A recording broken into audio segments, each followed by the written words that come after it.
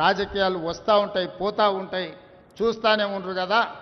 ఒకప్పుడు ఏ పార్టీని బతకనియేమో, ఎవరు రాజకీయం కాదు కదా, నిద్రలో కూడా శాసనసభ్యులు అవుతామన్న ఆలోచన చెయ్యొద్దు అని ఆనాడు అక్రమ కేసులు పెట్టి ఎందరిని ఎంతమందిని జైళ్ళకు పంపించారు.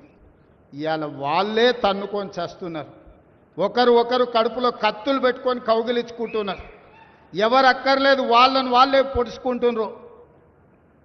విపరీతమైన అవినీతి సొమ్ము వచ్చిన తర్వాత సొమ్ముల పంపకాలలో కుటుంబ పంచాయతీలు ఇవాళ కుటుంబంలోనే ఒకరు సహించుకోలేని పరిస్థితి. ఒకరి మీద ఒకరు యాసిడ్ దాడులు చేసుకోవాలని ఒకరిని ఇంకొకరు నవ్వుతూనే కడుపులో కత్తులు పెట్టుకొని కౌగిలించుకునే పరిస్థితులు ఈ రాష్ట్రంలో దాపురించినాయి. పాపం ఊరికే పోదు. పెద్దలు చెప్పిండ్రు, చేసుకున్న వాడికి చేసుకున్నంత మహానుభావ అని చెప్పిండ్రు. చేసిన పాపాలు ఎక్కడికి పోవు, ఖచ్చితంగా ఆ పాపాలు వెంటాడుతూనే ఉంటాయి. వాళ్ళు అనుభవించి తీరాల్సిందే.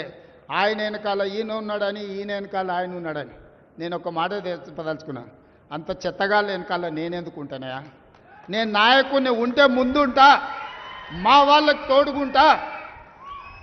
వాళ్ళ కుటుంబాలు వాళ్ళు కత్తులతో పొడుచుకొని హరీష్ రావు, సంతోష్ రావు వెనకాల రేవంత్ రెడ్డి ఉన్నాడు అని ఒకరంటే, లేదు కల్వకుంట్ల కవిత గారు వెనకాల రేవంత్ రెడ్డి ఉన్నాడని.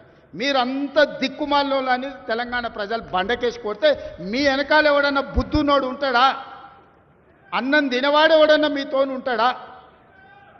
నేను ఉండేది పాలమూరు జిల్లా 4 కోట్ల తెలంగాణ ప్రజల వెనుక ఉంటా, తోడుంటా, వాళ్ళ కోసం పని చేస్తా.